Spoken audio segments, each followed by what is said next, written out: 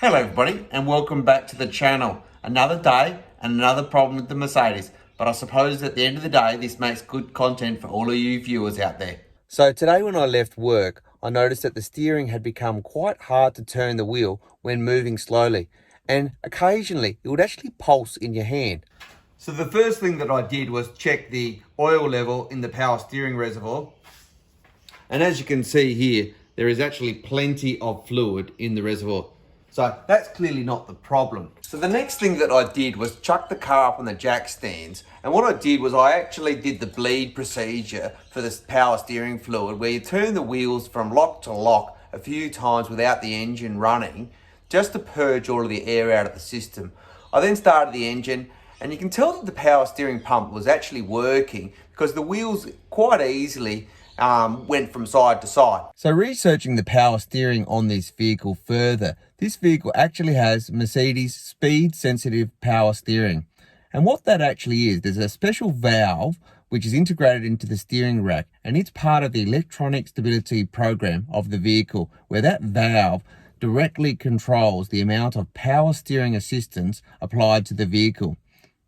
So in reality, what's meant to happen is that when you're driving really slow, the power steering is meant to really assist you. But when you speed the vehicle up to say 100 kilometers an hour, the manual effort required to turn the wheel is meant to increase, as the power steering is meant to have backed off.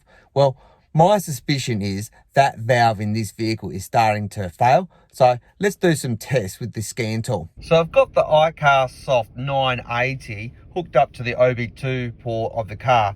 And what we're going to do is we're just going to come in and diagnose the vehicle. So I select Benz. It's a 164 chassis. Diesel. Right hand. Okay. And mine is actually an ML300. What we're going to do is select manual mode.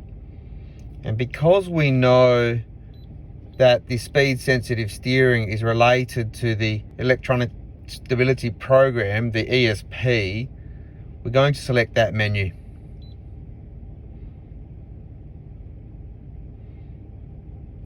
Alright, so straight away we can see, once we've selected that menu, up on the dashboard it has come up with a diagnosis rig. So I'll come back down to the scanner. We'll see if we can read the fault, any faults. Okay, so there's no faults present. See if we've got any actual values. Okay. Come down to speed sensitive power steering. Okay, now this is measuring the current going to the valve, and straight away we can see the wheel has become really firm to turn.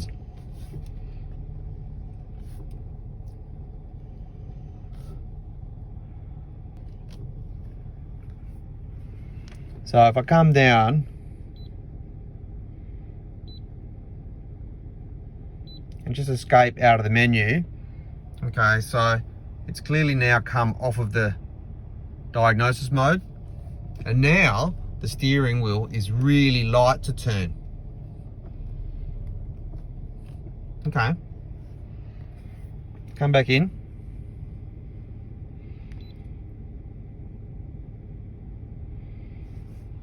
Okay, so once again we've got the steering wheel firm to turn. So clearly that solenoid is activating. I'll just escape from the menu.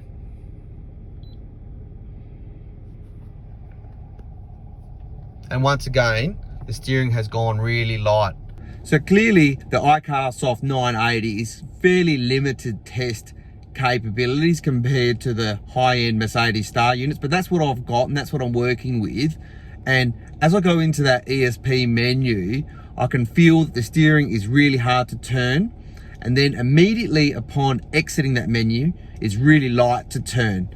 But quite soon after exiting that menu, the valve kind of goes to the firm steering, which is not quite right. So I genuinely believe that this is showing me that it's that valve that has failed, and we'll get on to replacing that valve and we'll take it from there. So folks, it's been a few days, but I managed to pick up this brand new SPS. Now SPS stands for Speed Sensitive Power Steering valve off of Amazon for about $50.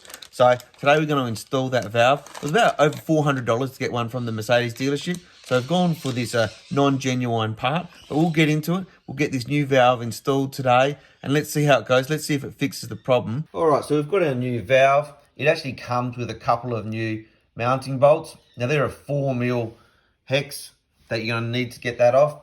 And we've also got some spare power steering fluid because it's probably going to leak a bit of fluid when we take the old valve out and put the new one on. So we've got a spare correct MB spec fluid.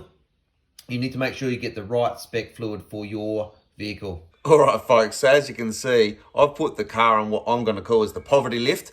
So I've just driven onto some bricks and then I've used the advantage of the air suspension to raise the vehicle. So now we can get under the vehicle. We'll get that front tray off and we'll see if we can find that SPS solenoid valve.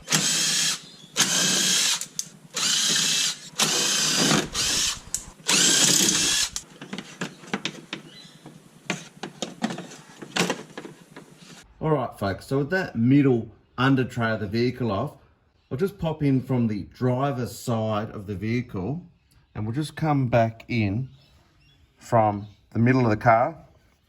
So we're still on the driver's side. We'll just come over the top of the drive shafts there and then we should be able to see the steering rack. It's really hard because it's a bit tight in here. And then we can see the SPS solenoid valve in here. So I'm going to do my best, folks. I'll get the camera in there. Basically, we've got to undo those two bolts, undo the electrical connection, get the old valve off, the new one in, hopefully minimizing any fluid leakage, but probably will leak a little bit of power steering fluid, as I mentioned before. And then we'll get the new one in with the new bolts and get the electrical connector hooked up. All right, so that was really tight under there, folks. And unfortunately, I just couldn't get a spot where I could get the camera set up and get my hands in from that middle belly tray. However, it was a pretty easy procedure. It was just those two bolts and that clip was a little bit tight, but I got there and got the old one out, got the new one in really quickly. It didn't actually leak much power steering fluid, but anyway, regardless, what I've just done is just popped the vehicle up onto jack stands at the front, so they're off the ground, and I've just popped the engine cover off and check the power steering fluid level. As you can see, it's more than adequately full there. But just as a precaution, we've done the bleed procedure, which is without the engine running, you have the front wheels off the ground and you have an assistant in the vehicle and you simply rotate the wheels full lock to full lock, left to right, about a dozen times. And what that does, it just purges any air that might be in the system out. So let's get this vehicle off the jack stands, off of the poverty lift, and let's take it for a road test and see how it is.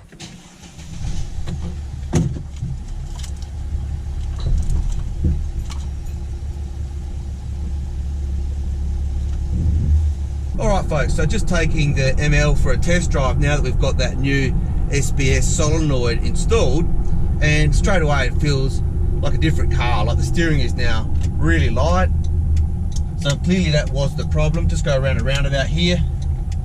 Oh, it's just brilliant now. It is just absolutely perfect.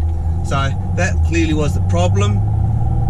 So we'll get the car back onto the poverty lift, as I call it, get that under tray back on the vehicle, and job done. So folks, I've just finished putting the underbelly tray back on this vehicle. I didn't film it because that's something you really can do yourself. But overall, that's how to quickly, simply, and cheaply fix that power steering problem with your Mercedes-Benz yourself using a part purchased off of Amazon for about $40. I'll put a link in the description as to where you can purchase the correct part for the vehicle. But in the meantime, if you have liked this video, do feel free to like, share and subscribe. Until next time, have a good evening.